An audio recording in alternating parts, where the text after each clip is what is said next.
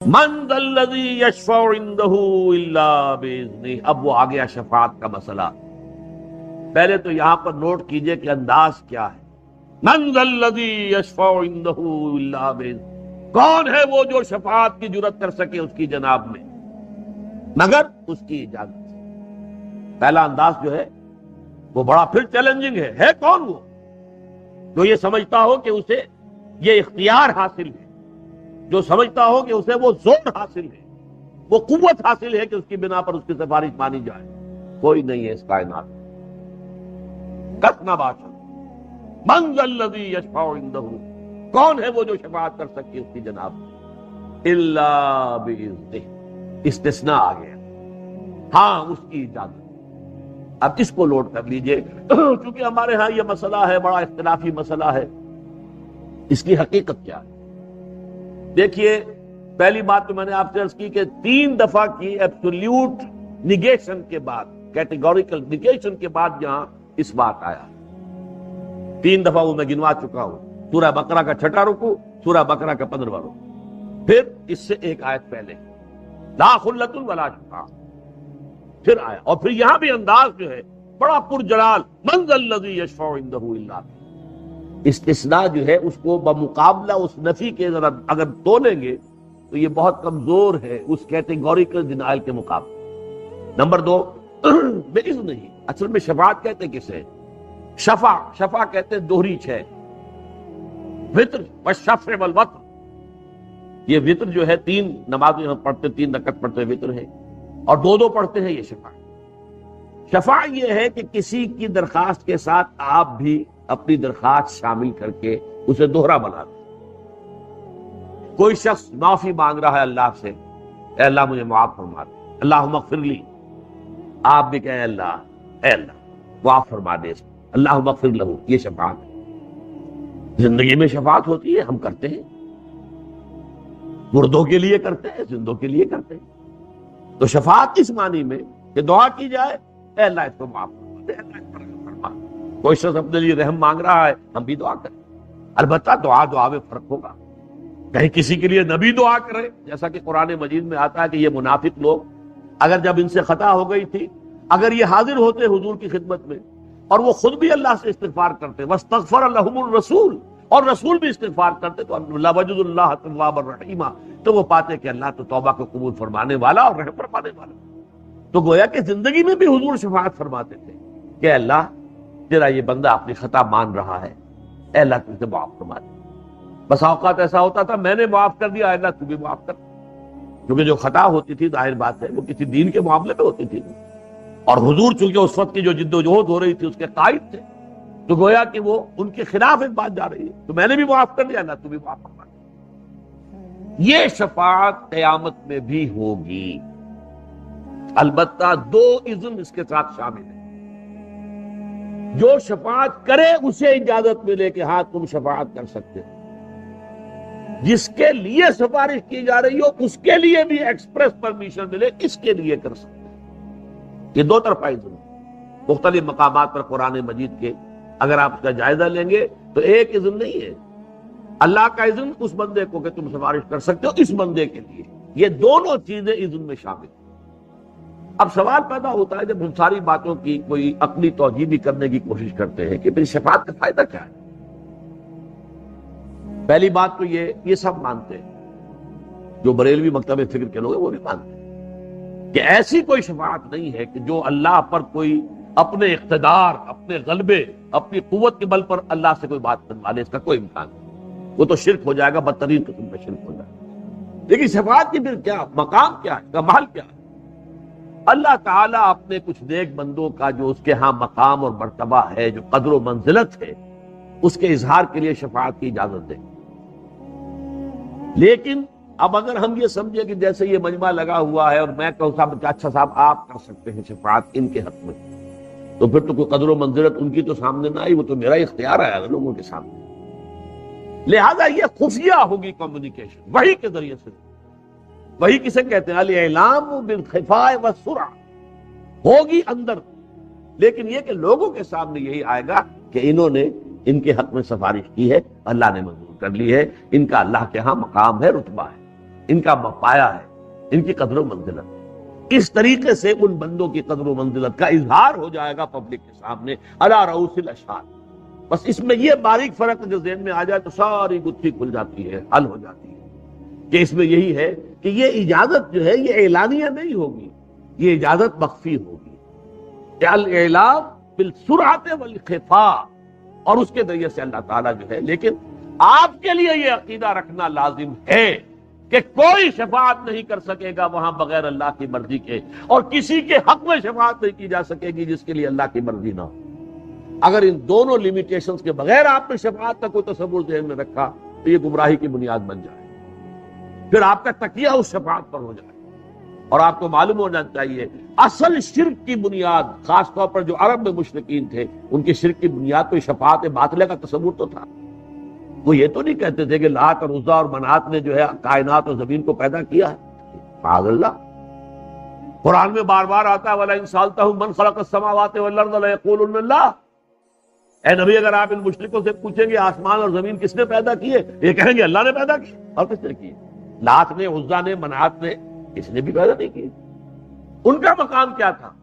وہ کہتے تھے یہ اللہ کی بیٹیاں ہیں، اللہ کی لاڈلی ہیں، اور یہ شفاعت کریں گی ہماری، اور اللہ ان کی شفاعت کو رد نہیں کر سکے گا۔ پیاری بیٹی آپ کے پاس آئے، اور مجھے اس پر بھولتا نہیں یہ واقعہ، حضرت فاطمہ رضی اللہ تعالی عنہ، لخت جگر، نور چشم، محمد رسول اللہ کا صلی اللہ علیہ وسلم، جتنی محبت آپ کو تھی ہم اندازہ نہیں کر سکتے، کتنا احترام کرتے تھے کہ حضرت فاطمہ آتی تھی تو آپ کھڑے ہو جاتے تھے، اور پھر جو اپنی چادر ہوتی تھی وہاں انہیں بٹھاتے تھے حضرت فاطمہ، بہت ہی محبت۔ اور وہ لاڈلی اور محبوب بیٹی آئی ہے، ابا جان دیکھیے یہ میں چکی پیسنے کی وجہ سے یہ میرے ہاتھوں میں گٹے پڑ گئے، دیکھیے میں کنویں سے خود پانی لاتی ہوں مشکیزہ اپنے کندھے کے اوپر، تو یہاں پہ بندھی پڑ گئی ہے، نشان پڑ گیا۔ ابا جان اب تو عام لوگوں کے ہاں بھی بڑی سہولتیں ہو گئی ہیں، بڑی فراوانی ہے، اب تنگ دستی کا دور ختم ہو گیا، غزوہ خیبر کے بعد ایک دم بڑی خوشحالی آ گئی، تو ابا جان مجھے بھی کوئی غلام، کوئی کنیز عطا کر دیجئے تاکہ مجھے میرے کام میں کوئی ہاتھ بٹائے، اور کوئی دولت نہیں مانگی تھی، ایک معاون، ہیلپر۔ فرمایا نہیں بیٹی یہ چیزیں ہمارے لیے نہیں، میں تصور نہیں کر سکتا کیا بیتی ہوگی حضور کے قلب پر اس وقت۔ فاطمہ درخواست کر رہی ہے، اور کس انداز میں درخواست کر رہی ہے، اپنے ہاتھوں کے گٹے دکھا کر اور اپنے کندھے کی بندیاں دکھا کر کر رہی ہے، لیکن وہ اختیاری فقط، یہ چیزیں ہمارے لیے نہیں، میں تمہیں اس سے بھی زیادہ قیمتی شے دیتا ہوں۔ تسبیح فاطمہ عنایت کی ہے کہ ہر نماز کے بعد 33 مرتبہ سبحان اللہ، 33 مرتبہ الحمدللہ، 33 یا 34 مرتبہ اللہ اکبر کہہ لیا کرو، یہ کہیں زیادہ ہے غلام سے اور کسی کمی سے۔ تو بہرحال ان کے ہاں تصور یہ تھا کہ یہ فرشتے خدا کی بیٹیاں ہیں، اور ان فرشتوں کے نام پر انہوں نے یہ مورتیاں بنائی۔ عزا، عزا عزیز کا مؤنث ہے، لات الہ کا مؤنث ہے، لات الہ کا مؤنث لات ہے، اور عزا عزیز کا ہے، جیسے کبرا اکبر کا ہے، العز العزا۔ اس طریقے سے ان کی یہ دیویاں ہیں، اور یہ کہتے تھے کہ ہؤلاء شفعاؤنا عند اللہ، اصل میں یہ جو دیویاں ہیں جنہیں ہم پوجتے ہیں یہ ہماری سفارش ہی ہوں گی اللہ کے۔ تو شفاعت باطلہ ہی تھا سارا معاملہ، اور تو کچھ نہیں تھا، ان کا شرک یہی تھا۔ وہ یہ نہیں سمجھتے تھے کہ کائنات کے خالق جو ہے یہ لات، عزا، منات، قبل جو ہے یہ کائنات کے خالق تو صحیح سفارشی ہے، لیکن ان کی سفارش رد نہیں کی جا سکتی۔ تو یہ تصور جو ہے اگر کسی درجے میں بھی ہے تو اسے ذہن سے نکال دیجئے۔ ہاں اس بات ہے اللہ اپنے کچھ مقرب بندوں کا مقام ظاہر کرنے کے لیے خفیہ طور پر انہیں اجازت دے گا، اور ان کی بھی صلاحیت کر دے گا کہ کس کے حق میں شفاعت کر سکتے ہیں۔ اچھا یہ بھی نوٹ کر لیجئے کس کے حق میں شفاعت ہو سکتی ہے، اس کی مثال کیا ہے؟ دنیا میں بھی ہے مثال، اگرچہ وہ اسلامی اصول کی روح سے تو غلط ہے۔ آج کل جو ہوتا ہے معاملہ مرسی اپیل کا، کوئی قتل کا مقدمہ ہے اور ایک قاتل جو ہے ثابت ہو چکا ہے اس نے قتل کیا ہے، کولڈ بلڈڈ مرڈر ہے، اور اس نے واقعتاً قتل کیا ہے، اور پھر یہ کہ اس نے اپیل کر لی، سیشن جج سے بھی بات ہوئی ہے، اور ہائی کورٹ، سپریم کورٹ، اس کے بعد ابھی اسے ایک رائٹ آف اپیل ہوتا ہے to the head of the state. اب ہیڈ آف دی اسٹیٹ کو جو اختیار آج کل دیا، اسلام میں تو یہی ہے، لیکن میں تو آج کل کی مثال سے بات سمجھانا چاہ رہا ہوں۔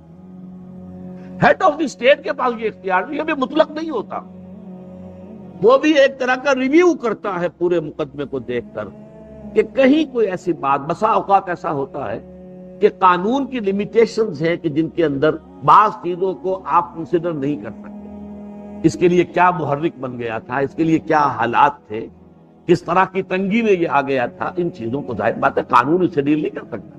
قانون تو ڈیل کرے گا، اس نے قتل کیا، سیدھی سیدھی بات، یہ آلہ قتل ہے، برآمد ہو گیا، وہ بھی مان رہا ہے میں نے قتل کیا، ختم بات۔ لیکن یہ کہ اگر کہیں کوئی امکان ہے کہ جس میں اس کو ہم قابل رحم سمجھ سکیں تو پھر وہ اپیل منظور ہوتی ہے، ورنہ نہیں۔ اسی طریقے کا معاملہ ہے کہ آن آل لیگل گراؤنڈز ایک شخص کنڈم ہو چکا، لیکن اللہ تعالیٰ کے علم میں ہے کہ اس کے بارے میں گنجائش ہے، رحم کی گنجائش موجود ہے، لیکن بجائے اس کے کہ وہ اپنے رحم کا اظہار فرمائے، وہ اپنے کسی مقرب بارگاہ بندے کی طرف سے اس کی سفارش کا اعلان کروا کے تو گویا کہ اس کے مقام کو واضح کرتے ہیں اپنے عوام کے ساتھ۔ یہ ہے جو کچھ میں نے آج تک سمجھا ہے اس مسئلہ شفاعت کے بارے میں، واللہ عالم۔ آگے چلیے، یعلم ما بین ایدیہم وما خلفہم، وہ جانتا ہے جو کچھ کہ ان کے سامنے ہے اور جو کچھ کہ ان کے پیچھے ہے۔ اب ہم سے مراد کیا ہے؟ کل مخلوقات، اور خاص طور پر آئے گا شفاعت کرنے والے۔ ویسے تو یہ کہ ہر مخلوق کے آگے جو کچھ ہے، پیچھے جو کچھ ہے، اس سے پہلے جو کچھ تھا، اس کے بعد جو کچھ ہوگا، سب اللہ کے علم ہے۔ یعلم ما بین ایدیہم وما خلفہم، لیکن یہاں جو ہے ایک تو یہ کہ اللہ کے صفت علم پر سمجھ لیجئے، علم مطلق، حیات مطلق، اللہ کا علم بھی مطلق، اللہ کا علم قدیم، اللہ کا علم ذاتی ہے، کسی کا عطا کردہ نہیں، جبکہ جملہ مخلوقات کا علم اللہ کا عطا کردہ۔ فرشتوں سے جب کہا تھا انبئہم باسمائہم، اور جب ان سے کہا تم بتاؤ ذرا، تو انہوں نے صاف کہا کہ لا علم لنا الا ما علمتنا، اے اللہ ہمیں تو سوائے اس علم کے جو تو نے ہمیں عطا کیا اور کوئی علم حاصل نہیں، ہمارے پاس ذاتی علم ہے ہی نہیں۔ اسی طریقے سے تمام انبیاء کا، اگرچہ ہم یہ نہیں کہہ سکتے کہ اللہ نے اتنا علم دیا، یہ ناپ تول ہم نہیں کر سکتے۔ یہ تو ایسا ہے کہ ہمارا تو پیمانہ جو ہے وہ تو سونار کی ترازو کی طرح ہے، جس میں تولے اور ماشے تو تول سکتے ہیں، ٹنو سریا تو اس میں آپ نہیں تول سکتے۔ تو ہمارا ذہن تو وہ ہے، ہم نہیں جان سکتے اللہ نے حضور کو کتنا علم دیا، لیکن یہ ہم جانتے ہیں کہ محدود ہے اللہ کا عطا کرنا۔ یہ تین باتیں مجھے ایک مرتبہ جبکہ ابھی میں میڈیکل کالج میں پڑھتا ہی تھا، اللہ تعالیٰ نے چونکہ اس وقت سے ہی قرآن مجید سے بھی شغف عطا کیا تھا، درس قرآن میرا اس زمانے میں بھی پسند کیا جاتا تھا، جمعیت طلبہ کا میں کارکن تھا، تو میں اس مسئلے پہ ایک بریلوی عالم دین تھے منٹگمری کے، میں ان کے پاس گیا کہ یہ علم غیب کا مسئلہ آپ کا، نبی کے علم کے بارے میں آپ کا عقیدہ کیا ہے بتائیے۔ انہوں نے کتابیں لا کر دکھائی کہ دیکھیے حضور کے علم کے بارے میں یہ تین باتیں ہم مانتے ہیں۔ حضور کا علم ذاتی نہیں ہے، عطائی۔ حضور کا علم قدیم نہیں ہے، حادث۔ حضور کا علم لا محدود نہیں ہے، محدود ہے۔ میں نے کہا میرا تو جھگڑا آپ نے کوئی نہیں رہا، ختم کوئی نہیں، میری بحث تو ختم۔ اب یہ کہ کتنا علم ہے اور کتنا نہیں ہے، یہ میں کون ہوں اس کا فیصلہ کرنے والا، یا کون انسان ہے جو فیصلہ کر سکتا ہے کہ اللہ نے اپنے نبی کو کیا علم دیا، کیا دکھایا، کیا کچھ سکھایا۔ علمہ شدید القویٰ، وہ جو تعلیم دی ہے، اب ظاہر بات ہے کہ وہ جو بھی دی ہے اس نے دی، ہاں یہ ضرور ہے ذاتی نہیں ہے، عطائی،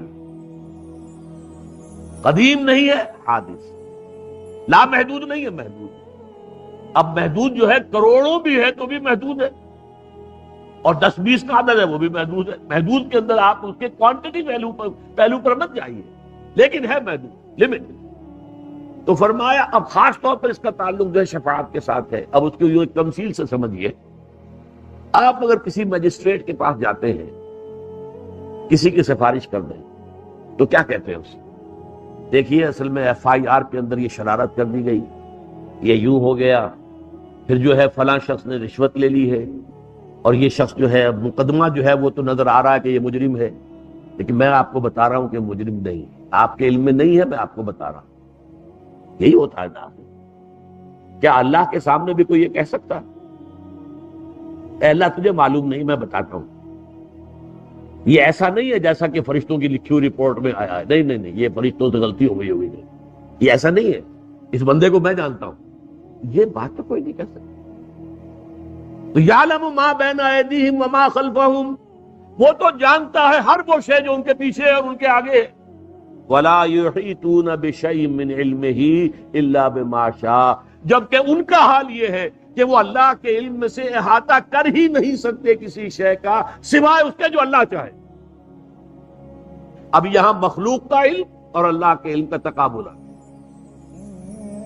اللہ کا علم وہی سے کل، مخلوق کا علم جتنا اللہ نے دیا ہے. تو اب کیسے بتائیں گے کہ اللہ یہ بات یوں نہیں یوں ہے، اے اللہ یہ شخص ایسا نہیں ویسا ہے؟ نہ، کوئی عقلی معاملہ جو ہے اس شفاعت کے لیے یہاں موجود ہے، جبکہ علم کامل اللہ کا ہے. اور کوئی بھی ہو کسے باشد، فرشتے ہو، انبیاء ہو، رسول ہو. جیسے میں نے بتایا آپ کو سب سے زیادہ تو اس میں اگر وہ مناجاتوں میں یا نعتوں میں غلو کرتے ہیں تو ہمارے بریلوی بھائی کرتے ہیں. ان کا بھی جو مستند عقیدہ ہے وہ یہی ہے کہ حضور کا علم ذاتی نہیں عطائی ہے، قدیم نہیں حادث، لامحدود نہیں محدود بات بتا. لہذا استحقاق شفاعت کا اس معنی میں نہیں بن رہا جس معنی میں کہ ہمارے ہاں ایک سفارش کا تصور. یعنی کہ میجسٹریٹ ہے، کوئی جج ہے، جو بھی ہے اس کا علم محدود ہے، وہ تو فائل ہی کو دیکھے گا نا، وہ تو کاغذوں کو دیکھے گا، کیا رپورٹیں آئی ہے، کس طرح کی آئی ہے. وہ میڈیکل رپورٹ ہے، میڈیکو لیگل کوئی آگے آیا معاملہ، اب اسے کیا پتا کہ یہ میڈیکو لیگل جو ایکسپرٹ تھا اس نے رشوت کھا لی ہے. وہ لیکن وہ تو اپنے فائل کو دیکھے گا، رپورٹ کو دیکھے گا. اللہ اللہ کرتا، ساری حقیقت تو اس پر واضح نہیں ہے، آپ واضح کر سکتے ہیں. لہذا شفاعت کے اس تصور کو اپنے ذہن سے بالکل نکال دیں. یہ اسی کی نفی کے لیے یہاں پر یہ الفاظ اس ترتیب کے ساتھ آئے ہیں. من ذا الذی یشفع عنده الا باذنہ یعلم ما بین ایدیہم وما خلفہم ولا یحیطون بشیء من علمہ الا بما شاء وسع کرسیہ السماوات والارض. اب کرسی کا لفظ آ گیا. ایک کرسی یہ بھی ہے جس پر میں بیٹھا ہوں. ایک کرسی پر بھٹو صاحب بھی بیٹھے ہوئے تھے جب انہوں نے کہا تھا ٹیلی ویژن پہ یہ میری کرسی بہت مضبوط ہے، دونوں ہتھیوں کو مضبوطی سے پکڑ کر. میری کرسی بہت مضبوط ہے، وہ بالو ختم مضبوط نہیں. بریگیڈیئر گوندل تھے لاہور میں، پہلے انہوں نے بسم اللہ کی کہ اب مزید ہم فائرنگ نہیں کریں گے. 2 بریگیڈیئر اور شامل ہو گئے تو پیغام پہنچ گیا بھٹو صاحب کو کہ فوج اب میرا ساتھ نہیں دے گی. تبھی انہوں نے پی این اے والوں کو بلایا، اچھا بھائی آؤ نیگوشیٹ کرو، ورنہ وہ تو فرعون کی طرح تھے، میری کرسی بہت مضبوط ہے. تو کرسی سے در حقیقت عبارت ہے اقتدار، اختیار. عرش بھی کہتے ہیں تخت کو. لیکن یہ تمام الفاظ جب اللہ تعالیٰ کے لیے آتے ہیں تو ہمارے ہاں اب اس میں جو ہے بہت افراط و تفریط بھی ہے اور ایک اعتدال کا راستہ بھی. اللہ کے لیے چہرہ، وجہ اللہ، اللہ کا ہاتھ، ید اللہ، ساق، پنڈلی، یکشف عن ساق ویدعون الی السجود، سورہ نون میں. اب یہ اللہ کے اعضاء شمار ہوئے. اللہ کے لیے کرسی، اللہ کے لیے عرش، اللہ کے لیے یہ ساری چیزیں، لوح اور قلم، یہ سب کیا ہے؟ ایک رائے تو یہ ہے کہ یہ صرف استعارات ہیں، ان کا کوئی حقیقی وجود علیحدہ سے مشخص نہیں ہے، بلکہ اللہ کے اقتدار، اللہ کے اختیار، اللہ کی حکومت کو کرسی کہہ دیا گیا، عرش کہہ دیا گیا کیونکہ بادشاہ عرش پر بیٹھا کرتے تھے. تخت طاؤس، اب اللہ کا بھی شاید کوئی تخت طاؤس ہے، یہ کیا ہے؟ ایک رائے تو یہ ہے کہ اس کو تمام تصورات سے مجرد کر دو اور کہو یہ صرف استعارہ. ایک رائے یہ کہ نہیں ہے، ایسے ہی ہے جیسے کہ یہ ہے. اس میں یہ کہ اس حد تک بھی جاتے ہیں لوگ، یہ امام ابن تیمیہ کے بارے میں آتا ہے رحمۃ اللہ علیہ کہ یہ جو اللہ کا نزول ہے کہ اللہ تعالیٰ رات کے پچھلے پہر نزول فرماتے ہیں سمائے دنیا تک، آسمان، پہلے آسمان تک آ جاتے، اور پھر ندا ہوتی ہے حل من مستغفر فاغفر له، ہے کوئی استغفار کرنے والا کہ میں اسے معاف کر دوں؟ حل من سائل فاعطیہ، ہے کوئی مانگنے والا جسے میں دوں؟ اب یہ نزول کا مطلب کیا ہے؟ ایک رائے یہ کہ سارے نزول وزول کوئی نہیں ہوتا، اللہ تعالیٰ اس سے پاک ہے، مبرہ ہے. یہ صرف ہمیں بتانے کے لیے کہ زیادہ قریب آ جاتا ہے یہ الفاظ استعمال کیے گئے. امام ابن تیمیہ نے ایک مرتبہ اس پر زور دینے کے لیے کہ نہیں، جب یہ لفظ آیا ہے قرآن مجید میں تو نزول ہے. تو کہتے ہیں یہ، ویسے اگرچہ میں باور نہیں کرتا کہ انہوں نے ایسا کیا ہو، لیکن ہو جاتا ہے بعض اوقات آدمی جذبات میں آ کے کہ وہ اپنی ممبر کی سیڑھی سے نیچے اترے، اس طرح اترتا ہے اللہ جیسے میں اتر رہا ہوں. لیکن یہ بات صحیح نہیں، یہ انداز صحیح نہیں. درمیان کا راستہ یہ ہے کہ کوئی نہ کوئی حقیقت تو ان چیزوں کی ہے، لیکن ہم نہیں جان سکتے وہ کیسی ہے، اور ہم اپنی مادی چیزوں پر قیاس نہیں کر سکتے، لیکن کوئی حقیقت نہیں۔ اللہ کا چہرہ اگر کہا ہے تو اللہ کی کوئی خاص تجلی ہے علیحدہ کہ جسے اس کے چہرے سے تعبیر کیا۔ اللہ کا ہاتھ تو اللہ تعالیٰ کی تو خاص تجلی ہے جس کو اس کا ہاتھ کو تعبیر کیا، لیکن ہے، ہم یہ نہیں جان سکتے وہ کیسے ہے، کس طرح کا ہے، ہر شکل سے، ہر مادی صورت سے وہ پاک ہے۔ تو یہاں پر بھی ہم اسی معنی میں لیں گے، اس کا تخت حکومت، اس کا پایہ اختیار، وسع کرسیہ السماوات والارض، تمام آسمانوں اور زمین کو محیط، ولا یؤودہ حفظہما، اور اس پر ہرگز گراں نہیں گزرتا ان دونوں کی حفاظت کا معاملہ۔ پڑھ چکے نا، قیوم وہی ہے، تھامے ہوئے وہی ہے، لیکن اس کے اوپر یہ گراں نہیں ہے۔ یہ اس کائنات کے بارے میں تم تصور کرو، اتنی وسیع اور اس کائنات کا چلانا کتنا مشکل کام ہے، کتنی بھاری ذمہ داری ہے۔ اللہ تعالیٰ کے اوپر ہرگز وہ گراں نہیں۔ اس کی ہی مثال ہے، جب تورات، اصل تورات گم ہو گئی تھی اور بعد میں صرف وہ یادداشت سے مرتب کی گئی، تو پھر وہاں جو ہے ایک لفظ کا اضافہ ہو گیا۔ یہ بات تورات میں بھی ہے اور قرآن میں بھی کئی مرتبہ ہے کہ اللہ نے آسمان اور زمین کو 6 دنوں میں پیدا کیا، تورات میں بھی تھی۔ لیکن جب کہیں نے دوبارہ مرتب کرنے بیٹھا کوئی شخص، تو اس کے خیال میں، تصور میں یہ بات آ گئی کہ 6 دن میں اللہ نے ساری کائنات بنائی، تھک گیا ہوگا، تو 7ویں دن اس نے آرام کیا۔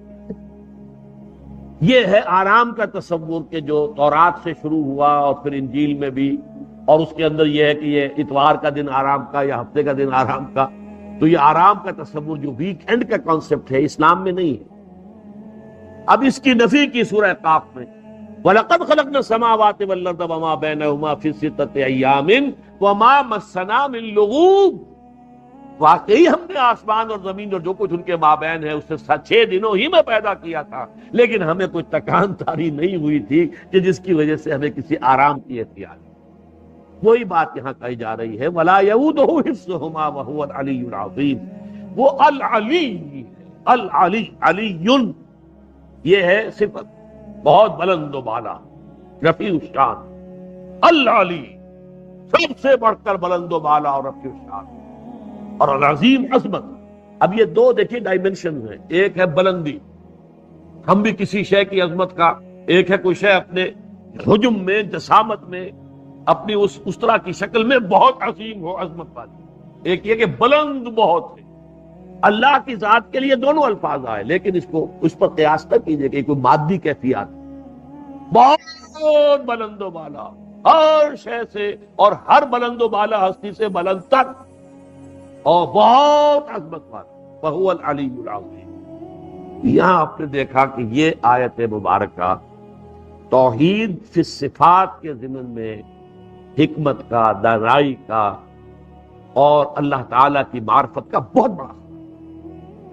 اب اس کے بعد جو آیت آ رہی ہے وہ پھر عمل سے متعلق ہے، اور وہ انفاق در حقیقت جو پہلی آیت میں آئی تھی، یا ایھا الذین آمنوا انفقوا مما رزقناکم من قبل ان یاتی یوم لا بیع فیہ ولا خلۃ ولا والکافرون هم الظالمون۔ اب اس کا محل کیا ہے، کہاں وہ خرچ کرنا ہے، کس کام کے لیے کرنا ہے، وہ اب آ رہا ہے، لا اکراہ فی الدین، دین میں کوئی جبر نہیں ہے، یعنی دین میں کسی کو جبری طور پر داخل نہیں کیا جائے۔ اسلام قبول کرے گا اس کی آزاد مرضی ہے۔ یہ معاملہ نوٹ کر لیجئے، صرف مشرکین عرب کے لیے تھا کہ چونکہ حضور خود انہی میں سے تھے قومی اعتبار سے، امیین، هو الذی بعث فی الامیین رسولا منہم، اور ان کی زبان میں اللہ کا کلام آ گیا، اور حضور نے آخری درجے میں اتمام حجت کر دیا ان پر۔ 23 سال تک عربی میں آپ نے دعوت دی ہے تھا، ہندوستان تو آپ نہیں آئے، چین آپ نہیں گئے، لہذا وہ اتمام حجت اس درجے کا ہو گیا تھا کہ مشرکین عرب کے لیے کوئی آپشن نہیں تھا، اگر ایمان نہیں لائے گئے قتل کر دیے۔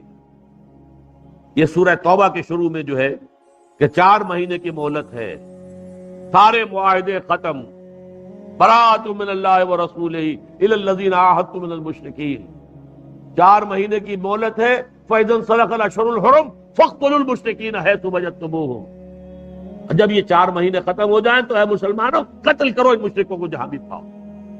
یہ دوسری بات ہے کہ ہوا نہیں، عظیم اکثریت ایمان لے آئی، جو کچھ لوگ تھے سر پھرے وہ پھر عرب کو چھوڑ کر چلے گئے۔ ابو جہل کے بیٹے تھے اکرما، وہ بھی جا رہے تھے۔ ابو جہل اکڑفو تھا تو بیٹا بھی آخر پتا پر پوت اور پتی پر گھوڑا، وہ بڑا اکڑفو تھا، میں اس وجہ سے تو ایمان نہیں رہوں گا، تو وہ اب ہجرت کر کے جا رہا تھا۔ کبھی گئے تھے صحابہ کرام حبشہ کی طرف ہجرت کر کے، اب یہ حبشہ جا رہا، راستے میں طوفان آ گیا، بحیرہ احمر ہے نا، ریڈ سی۔ اب جتنے بھی لوگ کشتی میں تھے سب مشرک تھے، سب اللہ کو پکار رہے، کوئی لات عزا منات کسی کو پکار ہی نہیں رہا۔ تو اس کا دل میں آیا کہ اگر تو ہماری فطرت میں ایک اللہ ہی ہے، لات منات عزا کو تو یہاں کوئی پکار ہی نہیں رہا، تو یہی بات تو محمد کہتے ہیں صلی اللہ علیہ وسلم۔ تو اس بات سے بھاگ چکا ہوں میں، وہیں سے واپس آئے، آ کر جو ہے ایمان قبول کیے، اور پھر بہت سچے اور پکے مسلمان صحابی۔ اس کے بعد انہوں نے خاص طور پر مرتدین کے خلاف جو جہاد کیا، اس میں شہید ہوئے، جام شہادت نوش کیا، حضرت اکرمہ رضی اللہ تعالی عنہ ابن ابی جہل۔ تو بہرحال یہ معاملہ تھا خصوصی صرف اہل عرب کے۔ اس کے بعد جب جو فوجیں نکلی ہیں خلافت راشدہ میں عرب سے باہر، تو تین آپشن ہمیشہ تھے، آپ نے پڑھے ہیں تاریخ میں۔ ایمان لے آؤ، ہمارے برابر کے درجے کے ہو جاؤ، تمہاری جان مال عزت آبرو جائیداد ہر شے محفوظ۔ ہم یہ بھی نہیں کہیں گے کہ ہم پرانے مسلمان ہیں تو ہمارا حق زیادہ ہے، تم تو 9 وارث ہو، 9 مسلم ہو، تمہارے حقوق کم ہے، نہیں، absolutely equal to us. This option is open. اگر یہ نہیں تو پھر یہ کہ چھوٹے ہو کر رہو، تم یہودی بھی رہ سکتے ہو، عیسائی، ہندو، سکھ، پارسی، بدھ، جو چاہو رہو، لیکن اسلامی ریاست کی بالادستی قبول کرنی پڑے گی اور جزیہ دینا ہوگا، ٹیکس دینا۔ اگر یہ بھی منظور نہیں تو پھر آؤ، تلوار فیصلہ کر دے گی ہمارے اور تمہارے درمیان۔ ہمیشہ یہ تین آپشن۔ لہذا کسی بھی شخص کو سوائے وہ معاملہ جو میں کہہ چکا ہوں عرب میں جو ہوا ہے، وہاں تو کہا جا سکتا ہے کہ کورشن تھا، وہاں تو گویا کہ یہ آلٹرنیٹ یہ تھا، یا قتل کر دیے جاؤ گے، یا امپلائڈ صرف یہ تھا، یا پھر عرب چھوڑ کے بھاگ جاؤ، جہاں جانا جان بچا کے سر چھپا لو، جہاں جاؤ، یہاں نہیں رہ سکتے۔ لیکن یہ کہ اس کے بعد پوری اسلامی تاریخ میں کسی ایک مرتبہ بھی کسی انسان کو جبرن مسلمان نہیں بنایا، اپنی مرضی کا۔ ہاں جو مسلمان ہو اور دعویٰ کرے پھر اس پر جبر ہوگا، اب تمہیں نماز پڑھنی پڑے گی، نہیں پڑھتے ہو تو مار پڑے گی، سزا دی جائے گی، تعزیر ہوگی، بعض فقہا کے نزدیک تو قتل تک جائے گی، بعض کے نزدیک یہ ہے کہ اس کو جیل میں بند رکھو جب تک کہ توبہ نہ کرے اور پختہ وعدہ نہ کرے کہ آئندہ پابندی سے نماز پڑھو۔ یہ اب جبر ہوگا۔ یہ جبر کس چیز پر؟ تم نے اسلام قبول کیا، اب اسلام پر عمل کرنا ہو، لیکن اسلام کو قبول کرنے میں جبر نہیں۔ لا اکراہ فی الدین قد تبین الرشد من الغی۔ سعادت اور رشد اور ہدایت کا راستہ بالکل واضح ہو چکا ہے کج راستوں سے، کہ دن بھر کا فاقہ جو ہے اس میں اندیشہ ہے کہ کہیں ہلاک نہ ہو جائے۔ کوئی مریض ہے، مرد ہے یا عورت ہے، وہ ڈائبٹیز کی مریضہ ہے، اس کو وہ شوگر کا مرض ہے اور وہ اس کو برداشت نہیں کر سکتی، شوگر لیول بہت نیچے ہو جائے تو موت واقع ہو سکتی۔ کوئی ایسا مریض ہے جس کو مرض سے شفا پانے کی اب کوئی امید ہے ہی نہیں کہ میں مرض سے شفا پا جاؤں گا یا پا جاؤں گی تو اس کے بعد میں روزہ مکمل کر دوں گی، نہیں۔ ایسے لوگوں کے لیے حضور نے اس رعایت کو برقرار رکھا کہ ایسے لوگ اگر ایک مسکین کو کھانا کھلا دیں تو یہ فدیہ بن جائے، لیکن جو بھی شخص صحت مند ہو اور صحت کی توقع رکھتا ہو، اور جو شخص بھی طاقت رکھتا ہو روزے کا قضا کر دینے کا، اس کے لیے لازم ہے کہ روزوں کی قضا کرے۔ وَلِتُكْمِلُوا الْعِدَّةَ وَلِتُكَبِّرُوا اللَّهَ عَلَى مَا هَدَاكُمْ، اور تاکہ تم اللہ کی کبریائی کا اعلان کرو اس چیز پر کہ جو اس نے تمہیں ہدایت عطا فرمائی۔ اب اس کا ایک تو ظاہر ہے کہ جب روزے ختم ہوتے ہیں عید الفطر میں، تکبیر اضافی تکبیرات کے ساتھ 2 رکعتیں ہیں جو ہم ادا کرتے ہیں۔ احناف کے نزدیک 6 اضافی تکبیرات ہیں اور اہل حدیث کے نزدیک 12، لیکن تکبیرات ہیں اضافی۔ اور یہ کہ جاتے ہوئے اور آتے ہوئے عید کے لیے آپ جا رہے ہیں تو تکبیرات پڑھتے ہوئے جائیے، واپس آ رہے ہیں تکبیر پڑھتے ہوئے آئیے، اور یہ بھی کہ جاتے ہوئے راستہ کوئی اور، آتے ہوئے راستہ کوئی اور اختیار کیجئے، تاکہ پورا شہر پوری بستی جو ہے تکبیر کی آواز سے گونجے۔ یہ ظاہر ہے۔ باطن اس کا کیا ہوگا؟ اللہ کی کبریائی کا اعلان کرو، اللہ کی کبریائی کو نافذ کرنے کی کوشش کرو۔ جب اللہ نے تمہیں ہدایت دے دی ہے، تمہیں اپنے دین حق سے نواز دیا ہے، تمہارا فرض ہے کہ اس کو قائم کرو، اس کے لیے جد و جہد کرو، اس کے لیے تن من دھن لگاؤ، اس کے لیے جان اور مال سے جہاد کرو۔ وَلِتُكَبِّرُوا اللَّهَ عَلَى مَا هَدَاكُمْ وَلَعَلَّكُمْ تَشْكُرُونَ، اور تاکہ تم واقعتاً شکر کرو۔ اس پر بھی گفتگو بعد میں ہوگی۔ یہ حکمت صوم کے حوالے سے ہے یہ لفظ۔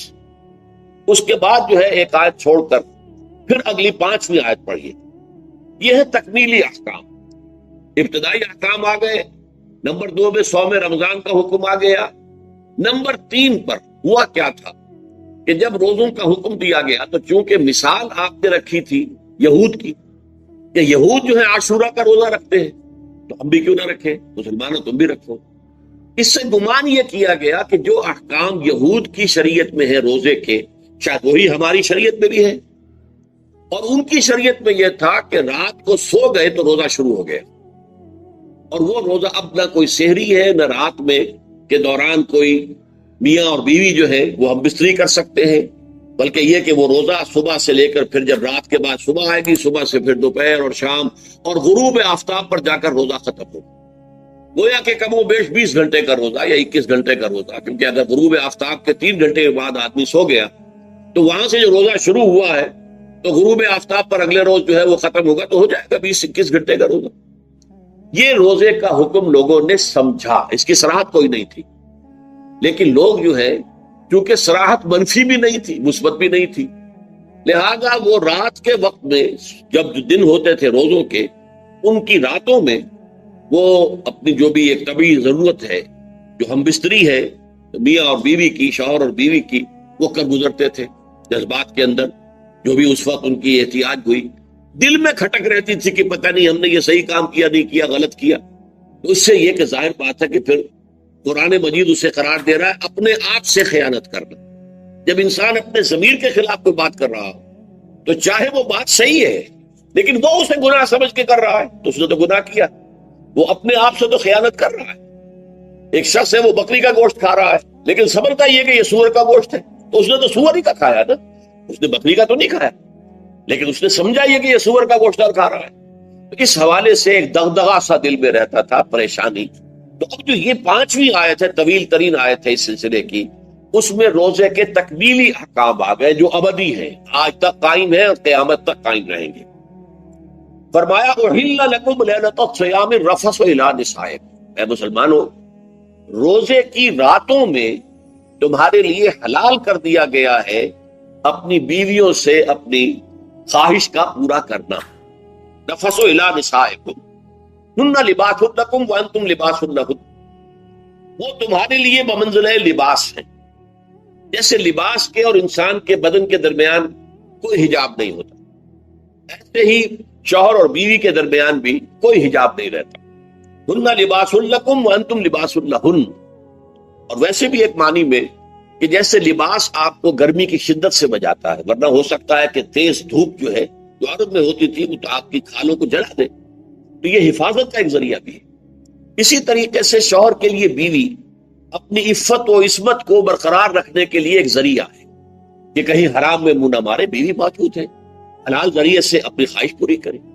اور بیوی کے لیے شوہر اسی طریقے سے ایک ڈھال بن جاتا ہے کہ اسے خام خواہ ادھر ادھر دیکھنے کا کوئی خیال بھی کبھی نہ آئے، اس کی جو بھی نفسانی خواہش ہے اس کی شوہر پورا کر رہا ہے۔ تو اس اعتبار سے بھی ہن لباس لکم وانتم لباس لہن، علم اللہ انکم کنتم تختانون انفسکم، اللہ کے علم میں ہے کہ تم اپنے آپ سے خیانت کر رہے تھے۔ اس کی وضاحت میں پہلے کر چکا کہ دل میں یہ دغدغہ تھا کہ یہ حرام کام اور کر رہے ہیں، یہ گویا کہ اپنے آپ سے خیانت، اللہ سے بغاوت نہیں تھی۔ کیوں کہ اللہ تعالیٰ کی طرف سے تو حکم تمہیں معلوم تھا ہی نہیں ابھی، آیا اس کی اجازت ہے یا نہیں ہے، لیکن اپنے آپ سے تو خیانت کر رہے ہو نا، تم یہ سمجھ رہے تھے کہ یہ نہیں ہونا چاہیے، یہ گویا کہ ممنوع ہے اور کر رہے تھے، تو اس کو کہا کہ تم اپنے آپ سے خیانت کر رہے تھے۔ علم اللہ انکم کنتم تختانون انفسکم فتاب علیکم، تو اللہ نے تم پر اپنی رحمت اور مغفرت کے ساتھ توجہ فرمائی، یعنی جو کچھ اب تک ہو چکا ہے اسے اللہ نے معاف کر دیا، اسے صاف کر دیا، کلین سلیٹ۔ اب تمہارا جو اعمال نامہ ہے اس میں اس طرح کا اگر کوئی عمل درج ہو گیا ہے تو وہ اللہ نے صاف کر دیا۔ وعفا عنکم، اور تمہیں معاف بھی کر دیا۔ فالآن باشروہن، تو اب تم ان کے ساتھ جو بھی تعلق زن و شو ہے اس کو اختیار کر سکتے ہو. فالآن باشروہن وابتغوا ما کتب اللہ لکم، اور حاصل کرو وہ کچھ جو کچھ اللہ نے تمہارے لیے لکھ دیا. یہ تعلق زن و شے سے دو چیزیں ہیں کہ جو مقصود ہے. ایک تو سب جانتے ہیں اولاد، ہر انسان کی خواہش ہوتی ہے کہ میری نسل کا تسلسل باقی رہے. لیکن نمبر دو ایک شے اور ہے، قرآن مجید میں بیان کیا گیا، بولے تسکنو الیہا، اس میں ایک سکون ہے. اس میں جو بھی ہے، جو بھی عمل ہے مباشرت کا، اس میں ایک اعصابی طور پر سکون کی کیفیت انسان کو حاصل ہو. تو یہ بھی مطلوب و مقصود ہے. تو ما کتب اللہ لکم، تمہارے لیے اللہ نے اس میں ایک تو اولاد کا معاملہ رکھ دیا ہے اور ایک تمہارے لیے سکون کا، لتسکنو الیہا، تاکہ تم ان کی طرف توجہ کر کے سکون حاصل کرو. فالآن باشروہن وابتغوا ما کتب اللہ لکم وکلوا واشربوا، اب سحری کا حکم آ گیا. وکلوا واشربوا حتی یتبین لکم الخیط الابیض من الخیط الاسود من الفجر، اور کھاتے رہو اور پیتے رہو یہاں تک کہ تمہارے لیے فجر کے وقت کے اعتبار سے سفید ڈوری سیاہ ڈوری سے بالکل علیحدہ ہو جائے. اصل میں اس کو بعض صحابہ نے تو سمجھا کہ یہ لغوی معنی اس کے لیے کہ آپ اپنے تکیے میں ایک سفید دھاگا رکھ لیا اور ایک کالا رکھ لیا، اور دیکھتے رہتے تھے. جب یہ سفید اور کالا علیحدہ علیحدہ نظر آنے لگے تو پھر روزے کا رکھنے کا وقت شروع ہو چکا اور اب کھانا پینا بند کر دیا جائے. فرمایا گیا یہ مراد نہیں ہے. یہ جب پاؤں پھٹتی ہے تو اس کے اندر ایک سفید سی لکیر جو ہے افق کے اوپر آتی ہے. یہ ہے مراد کہ وہ جو سفید لکیر ہے وہ ظاہر ہو جائے اور وہ رات کے اختتام کا گویا کہ ایک اعلان اور علم بن جائے. تو وَكُلُوا وَاشْرَبُوا، اب اس کی جو ہے بڑی تاکید کی گئی. تَسَحَّرُوا فَإِنَّ فِي السَّحُورِ بَرَكَةٌ، سحری ضرور کیا تھا، اور یہ در حقیقت برکت کا ذریعہ. یہ بھی آپ نے فرمایا ہمارے اور یہود کے روزے کے مابین جو فرق ہے وہ سحری ہے. یہ سحری کیونکہ روزہ جو ہے وہ فجر سے لے کر اور غروب آفتاب تک ہے، طلوع آفتاب سے نہیں، فجر سے، جبکہ وہ سفیدہ سحر جس کو ہم کہتے ہیں نمودار ہو جائے. طلوع آفتاب تو ابھی 1.5 گھنٹے بعد ہوگا کہیں جب، لیکن اس وقت جو ہے روزہ شروع، غروب آفتاب پر ختم. اس حوالے سے اس سے پہلے کھانا پینا، اور اس میں بھی فرمایا گیا کہ بعض لوگ بہت زیادہ احتیاط کرتے، وہ صحیح نہیں ہے. اس لیے کہ فجر کے لیے اذان جب دیتے تھے تو اس میں بعض حضرات ذرا جلدی کرتے تھے. حضور نے فرمایا کہ نہیں، دیکھو یہ ذرا جلدی کر دیتے ہیں، اگر تم میں سے کسی کے ہاتھ میں پیالہ ہے، ابھی وہ کچھ کھا رہا ہے، اذان ہو گئی ہے، تو وہ اپنا پیالہ پورا کر لے. اس میں بھی تشدد کی ضرورت نہیں. جیسے کہ اس سے پہلے ہم پڑھ چکے یسروا ولا تعسروا، یرید اللہ بکم اليسر ولا یرید بکم العسر، اللہ تمہارے ساتھ آسانی چاہتا ہے، سختی نہیں چاہتا. تو اسی طرح فرمایا وَكُلُوا وَاشْرَبُوا حَتَّى يَتَبَيَّنَ لَكُمُ الْخَيْطُ الْأَبْيَضُ مِنَ الْخَيْطِ الْأَسْوَدِ مِنَ الْفَجْرِ ثُمَّ أَتِمُّوا الصِّيَامَ إِلَى اللَّيْلِ، پھر اب روزے کو پورا کرو رات تک. إِلَى اللَّيْلِ میں پھر بڑی بحثیں ہوئی ہیں. اس لفظ کی مناسبت سے اہل تشیع اس کے قائل ہیں کہ جبکہ خوب اندھیرا ہو جائے، لیکن اہل سنت کا اجماع ہے کہ غروب آفتاب اس سے مراد ہے، اس لیے کہ آغاز رات کا غروب آفتاب کے ساتھ. اور اس میں بھی احادیث کے اندر آیا ہے کہ تعجیل کرنی چاہیے. بعض لوگ وہی جو میں نے عرض کیا کہ تقویٰ کے تحت جو ہے، جیسے کہ سفر میں بھی روزے رکھتے ہیں یا 104 بخار کے درجے میں بھی وہ روزہ قضا کرنے کو تیار نہیں ہوتے، ایسے ہی وہ تاخیر کرتے ہیں اپنے تقوی کے حساب سے. کہیں ایسا نہ ہو، کوئی غلطی نہ ہو جائے، کہیں یہ نہ ہو جائے، کہیں وہ نہ ہو جائے، تو پھر اس کے اندر وہ افطار میں. تو آپ نے فرمایا کہ قوم جو ہے اسی وقت صحیح رہے گی جبکہ وہ افطار میں عجلت سے کام، یعنی سحری کے اندر بہت زیادہ جلدی کرنے کی ضرورت نہیں. اگر اذان ہو رہی ہے اس کے دوران بھی اگر کچھ کھا پی رہے ہو تو کھا پی لو، مکمل. اسی طریقے سے افطار کے اندر جو ہے وہ تاخیر کرنے کی ضرورت نہیں، سورج کے غروب کے ساتھ افطار کر. وَلَا تُبَاشِرُوهُنَّ وَأَنْتُمْ عَاكِفُونَ فِي الْمَسَاجِدِ، ہاں اپنی بیویوں سے تم مباشرت نہ کرو، تعلق زن و شو قائم نہ کرو جبکہ تم مسجدوں کے اندر معتکف ہو. یہ اعتکاف کا ذکر ہو گیا. رمضان کے آخری عشرے میں یہ اعتکاف جو مسنون ہے کہ 21ویں شب سے شروع ہو جائے گا، یعنی 20واں روزہ ختم ہوا اس کے ساتھ یہ اعتکاف شروع ہو گیا. اور پھر اعتکاف مسنون جو ہے وہ جب تک کہ چاند نظر نہ آ جائے شوال کا، عید کا، اس وقت تک یہ اعتکاف جاری رہے گا. یہ ہے مسنون اعتکاف. اس کی کیا حکمت ہے وہ میں بعد میں عرض کروں گا. تو یہ حکمت جو ہے اس کے حوالے سے گفتگو بعد میں ہو جائے گی، لیکن یہاں یہ بتا دیا گیا کہ یہ جو رمضان کی 20 راتوں میں اجازت دی گئی ہے اپنی بیویوں کے ساتھ ہم بستری کی، وہ اس معتکف کے لیے نہیں ہے جو مسجد میں معتکف ہے۔ تو ہاں اس کی اہلیہ آ سکتی ہے وہاں ملاقات کے لیے، کسی مشورہ کوئی کرنا ہے بہت ضروری ہے، آ جائے، ملاقات ہو سکتی ہے، لیکن یہ کہ مباشرت نہیں ہو سکتی، وہ حرام۔ فرمایا وَلَا تُبَاشِرُوهُنَّ وَأَنْتُمْ عَاكِفُونَ فِي الْمَسَاجِدِ تِلْكَ حُدُودُ اللَّهِ، یہ اللہ کی حدود ہے، شریعت اسلامی کی یہ حدود ہے، فَلَا تَقْرَبُوهَا، تو ان کے قریب تک مت جاؤ۔ قرآن مجید میں اس اعتبار سے دو انداز تعبیر ہے کہ اللہ کی حدود ہے فَلَا تَعْتَدُوهَا، یہ اللہ کی حدود ہے، ان سے تجاوز نہ کرو، اس حد کو پھلانگ نہ جاؤ، اس حد سے آگے نہ گزر جاؤ۔ یہاں ہے تقربوہا، اللہ تعالیٰ کی حدود کے قریب تک نہ جاؤ۔ اس کی وجہ ایک حدیث میں بیان کر دی گئی ہے کہ جیسے ہر بادشاہ کی ایک چراگاہ ہوتی ہے، وہ صرف شاہی جو بھی ہیں جانور ہیں ان کے، یا گھوڑے ہیں یا کوئی اور ہیں، ان کے چرانے کے چرنے کے لیے ہے، وہاں پہ کوئی رعایت کا کوئی آدمی اپنی بھیڑ بکریاں وغیرہ نہیں لے جا سکتا۔ وہ حما کہلاتا تھا کہ یہ شاہ کے لیے مخصوص ہے، لکل ملک حمن وحم اللہ محارمہ، اللہ بھی بادشاہ ہے کائنات کا، ارض و سما کا، اس نے بھی جن چیزوں کو حرام کر دیا ہے وہ حما ہے، اس میں داخل نہیں ہونا تمہیں۔ تو فرمایا کہ جو چرواہا اپنی بھیڑوں کو بالکل اس کی آخری حد تک لے جائے گا تو اندیشہ ہے کہ کوئی بھیڑ کوئی بکری چھلانگ لگائے اور اس چراگاہ میں داخل ہو جائے۔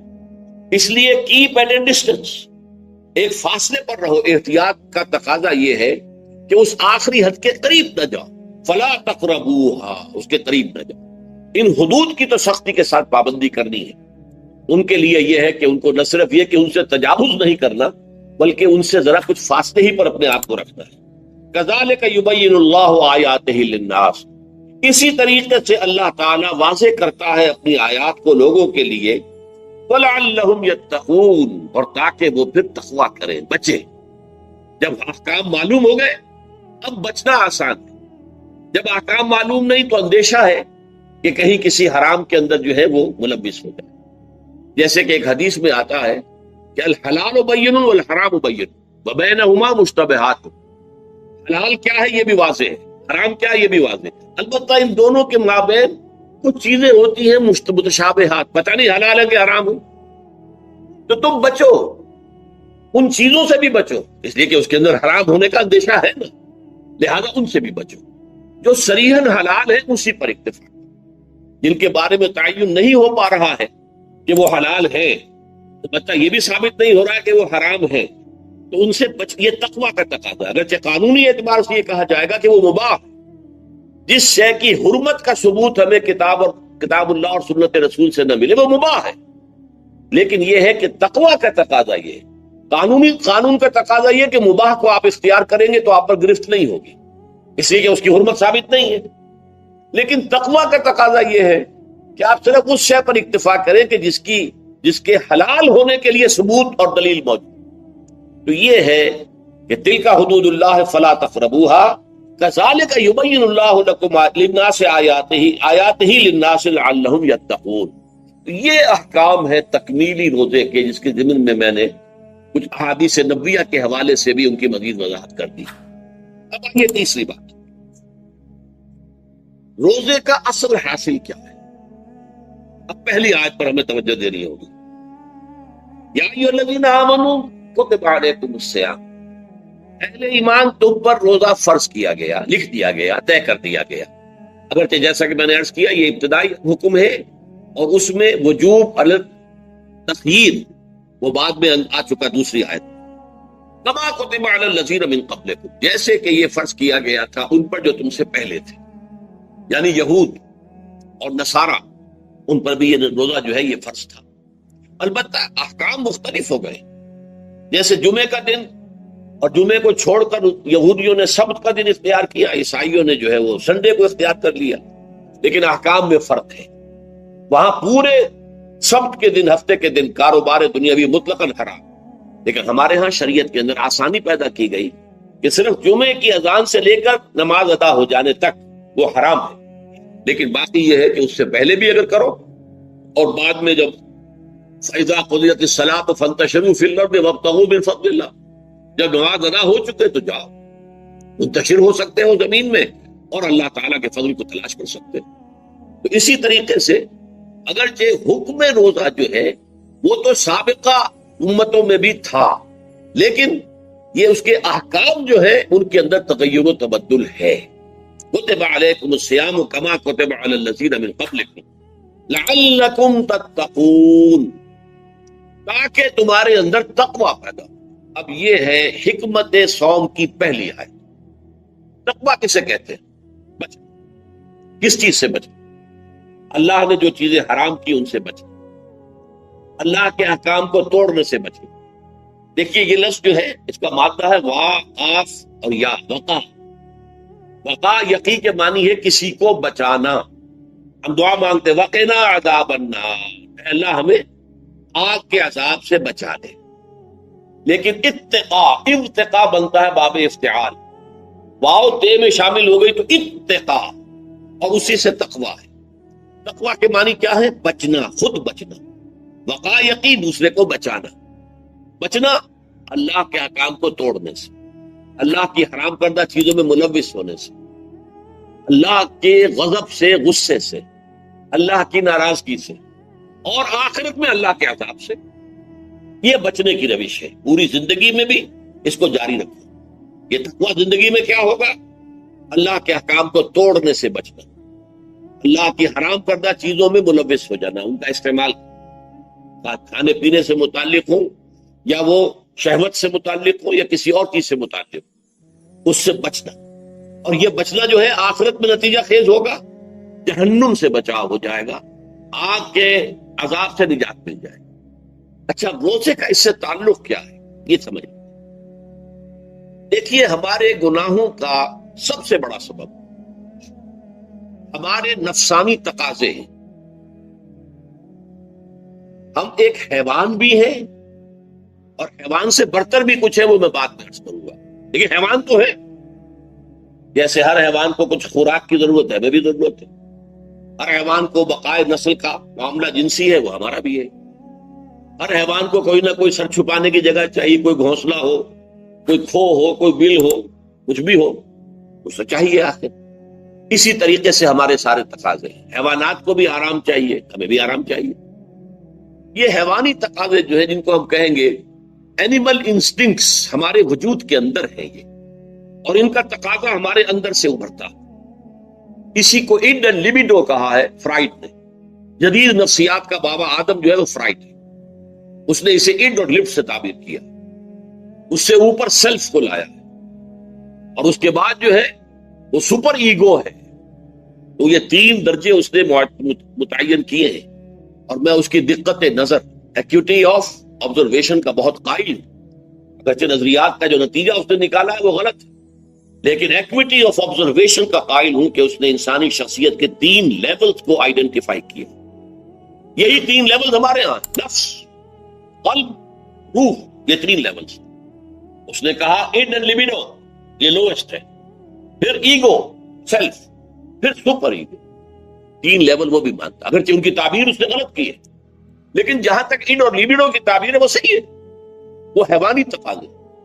اچھا ان حیوانی تقاضوں کے بارے میں یہ بات بالکل واضح رہنی چاہیے کہ یہ اندھے بہرے ہیں، انہیں صرف اپنی گریٹیفیکیشن، اپنے تسکین سے جو ہے ساری بحث ہے، اس سے کوئی غرض نہیں کہ حلال ذریعے سے ہو حرام ذریعے سے ہو۔ پیٹ کھانے کو مانگتا ہے بھوک کے اندر، اب آدمی جو ہے حرام کے اندر بھی بیمار بیٹھتا ہے، یہاں تک کہ خود شریعت اجازت دیتی ہے کہ اگر جان پر بن جائے آدمی جو ہے وہ فاقے سے مر رہا تو وہ کوئی حرام چیز کھا کر بھی اپنی جان بچا سکتا، لیکن عام حالات میں نہیں۔ لیکن ہو سکتا ہے ہمارا چٹخارا جو ہے وہ حرام کی طرف ہمیں لے جائے۔ کسی کو واقعتاً اللہ نہ کرے کہ سور کے گوشت کا چسکا لگ جائے، وہ اس کے بغیر بچتا ہی نہیں، کھاتا ہے۔ شراب کی عادت ہو گئی، پیتا ہے، یہ نہیں۔ تو ہمارا پیٹ مانگتا ہے، اور اسے اس سے غرض نہیں کہ حلال سے کھایا ہے یا حرام سے کھایا ہے۔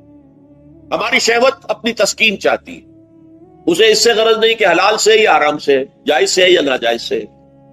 اسی طریقے سے ہمارے تمام تقاضے جو حیوانی ہیں، ایک تو یہ کہ بہت زوردار ہیں، اور چونکہ وہ اندھے بہرے ہیں لہذا جو قرآن میں کہا کہ ان النفس لامارۃ بالسوء، یہ نفس تو بدی کا حکم دیتا ہی ہے، یہ گویا کہ اس کے اندر رجحان جو ہے انہیرنٹ ہے کہ وہ بدی کی طرف انسان کو ترغیب دلاتا ہے، چاہے وہ اپنی ضروریات سے متعلق ہو، چاہے چٹخاروں سے متعلق ہو، چاہے جو بھی لذت اسے درکار ہے اس سے متعلق ہو، چاہے وہ جنسی لذت ہے اور چاہے وہ طعام کی، یعنی جسے ہم کہتے ہیں کہ انسان جو ہے وہ اپنے پیٹ اور فرج کا غلام بن کر رہ جائے، اس لیے کہ جو تقاضا بھی آیا ہے اس کو پورا کرنا۔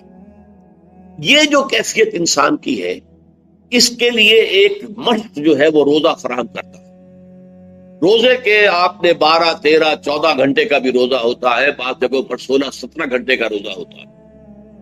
اس عرصے میں آپ اپنے نفس کو حلال چیزوں سے بھی روکے رکھتے ہیں۔ اس منہ زور گھوڑے کو جو ہے آپ اس کی لگام کس کر رکھتے ہیں کہ حلال بھی نہیں کھانے دے رہے، بھوک لگی ہو یا کھانا بہترین موجود ہے نہیں کھا سکتے، اللہ کا حکم نہیں ہے، اللہ کی اجازت نہیں، شدید پیاس ہے، بہترین مشروبات فریج میں رکھی ہوئی ہے، نہیں کھا سکتے، نہیں پی سکتے، جائز نہیں ہے، حالانکہ حلال ہے، حرام نہیں ہے، بیوی موجود ہے، یا جیسے کہ لونڈیوں کا معاملہ ہوتا تھا لونڈی موجود ہے، لیکن نہیں، آپ اپنی شہوت جو ہے وہ اس سے پوری نہیں کر سکتے۔ یہ پابندیاں نفس کے اوپر لگانا، یہ ایک مشق، یہ ایک ریاضت ہے۔ اس ریاضت کا حاصل یہ ہونا چاہیے کہ انسان بقیہ 11 مہینوں میں اپنے آپ کو حرام سے تو بچائے نا، یہاں وہ حلال سے رکا ہوا اللہ کے حکم سے، کہ حلال چیز بھی نہیں کھا رہا، دن بھر نہیں پی رہا، دن بھر نہیں اپنی کوئی شہوت پوری کر رہا، دن بھر حلال ذرائع سے بھی، تو اس سے اس کے اندر یہ ایک جس کو ہم کہیں گے سیلف کنٹرول پیدا ہو جائے، اپنے نفس کو قابو میں کر لے۔ یہ گویا کہ اس کا سب سے پہلا اس روزے کی ریاضت، روزے کی مشق کے حوالے سے یہ اس کی حکمت ہوئی کہ اس سے کے ذریعے سے انسان میں سیلف کنٹرول پیدا ہو رہا ہے، ضبط نفس۔ یہاں پہ تھوڑی سی میں وضاحت کر دوں، رہبانیت کے اندر آپ کو معلوم ہے کہ سیلف اینیہیلیشن، انگریزی الفاظ جو ہیں وہ زیادہ بعض لوگوں کے لیے واضح ہوں گے، نفس کشی، نفس کو کچل دینا، ختم کر دینا، مار دینا، یہ رہبانیت میں ہوتا، اسلام میں نہیں ہے۔ اسلام کا نظام بڑا متوازن ہے، ان لنفسک علیک حقا وان لزوجک علیک حقا وان لزورک علیک حقا۔ حضور نے فرمایا دیکھو تمہارے نفس کا بھی تم پر حق ہے، اسے مناسب حد تک آرام دینا بھی تمہارے ذمے ہے، اسے غذا بہم پہنچانا بھی تمہارے ذمے ہے، فرق صرف کیا ہے، حلال سے ہو حرام سے نہ ہو، اس کی شہوت کو پورا کرنا بھی تمہارے ذمے ہے، فرق صرف کیا ہے، جائز راستے سے ہو حرام سے نہ ہو۔ اس کا نام ضبط نفس ہے، سیلف اینیہیلیشن، نفس کو کچل دینا۔ یہ جو تپسیاں جو ہیں ہندو سادھو کرتے رہے ہیں، اور جو سب سے زیادہ معاملہ جو ہے وہ جو راہب ہوتے تھے حضرت مسیح علیہ السلام کے پیروکاروں میں، انہوں نے تاریخ کے اندر جو مثالیں دی ہیں اس کا جو ہے اندازہ کرنا مشکل ہو جاتا ہے کہ کس درجے وہ لوگ اپنے نفس کو کچل دیتے تھے، جس کا قرآن مجید میں سورہ حدید میں ذکر بھی ہے۔ اکثر لوگ تو پابندی نہیں کر سکتے تھے، اپنے اوپر پابندیاں لگانے کے بعد غلط راستوں پر بھی چل پڑتے تھے، لیکن جو لوگ ان پابندیوں کو نبھاتے تھے وہ کس انتہا تک جاتے تھے۔ کبھی آپ جو ہے ہسٹری آف کرسچن مناسٹسزم پر جو تاریخ کی کتابیں لکھی گئی ان کو پڑھیں تو اندازہ مولانا مودودی نے تفہیم القرآن میں اس کا کچھ حوالے دیے ہیں، واقعہ یہ کہ رونگٹے کھڑے ہو جاتے ہیں انسان پر کہ اس درجے میں انہوں نے اپنے نفس کو کچلا دیا۔ ہمارے صوفیہ کے ہاں بھی بعض ایسی روایات صحیح ہیں یا غلط ہے بیان کی جاتی ہیں، لیکن اسلام کا اصل معاملہ کیا ہے؟ توازن، اعتدال۔ تمہارے نفس کا بھی تم پر، ان لنفسک علیک حق، تمہاری بیوی کا بھی تم پر حق ہے، وَإِنَّ لِزَوْجِكَ عَلَيْكَ حَقٌّ، اور تمہارا جو بھی کوئی ملاقاتی ہے، کوئی دوست ہے، اس کا بھی زورک علیک حق، زیارت کرنے کے لیے کوئی آیا اس کا بھی حق ہے، ان کے حقوق ادا کرو۔ حضرت عبداللہ ابن عمرو بن العاص رضی اللہ تعالی عنہما صحابہ کرام میں اس اعتبار سے بہت ممیز تھے کہ ان پر عبادت جو ہے، عبادت گزاری کا اتنا غلبہ ہو گیا تھا، ہر روز روزہ رکھتے تھے اور رات کو پوری رات کھڑے رہتے تھے۔ حضور کو اطلاع دی گئی، حضور نے طلب کیا، فوراً آپ نے فرمایا یا عبداللہ الم نخبر، کیا ہمیں یہ خبر نہیں دی گئی انک تصوم الدہر تقوم اللیل، کہ تو ہمیشہ رات کو کھڑا رہتا ہے نماز پہ اور ہر روز روزہ رکھتا ہے۔ ظاہر بات ہے حضور کے حضور میں جھوٹ کیسے بولتے، ویسے بھی جھوٹ بولنے کا سوال نہیں صحابہ کے لیے، تو عرض کیا بلا یا رسول اللہ یہ تو صحیح ہے، فرمایا لا تفعل، ہرگز ایسا مت کرو، فإن لنفسك عليك حقا وإن لزوجك عليك حقا وإن لزورك عليك حقا، تمہارے نفس کا بھی تم روزہ رکھو بھی اور افطار بھی کرو۔ بہترین روزہ جو ہے وہ حضرت داؤد علیہ السلام کا تھا، ایک دن روزہ رکھتے تھے، ایک دن افطار کرتے تھے۔ لیکن یہ ہے کہ آپ ہفتے میں 2 دن روزے حضور کے ہیں، سوموار کو اور جمعرات کو، مہینے میں 3 روزے یہ ہیں، اس میں گویا کہ سنت پر عمل بھی ہو جائے۔ لیکن یہ کہ ہمیشہ روزہ رکھو، بلکہ یہاں تک کہا گیا ما ساما من سامت دہر، جو ہمیشہ روزہ رکھتا ہے اس نے کوئی روزہ رکھا ہی نہیں۔ کیا مطلب؟ یہ تو اس نے اپنی ہیبٹس بدل لی ہے، ہیبٹس ہو گئی ہے یہ کہ سارا دن بھر نہیں کھانا، صبح کھانا شام کو کھانا، بس یہ تو اس نے اپنی ہیبٹ بدل لی ہے، روزہ ہیبٹ بن گیا اس کا۔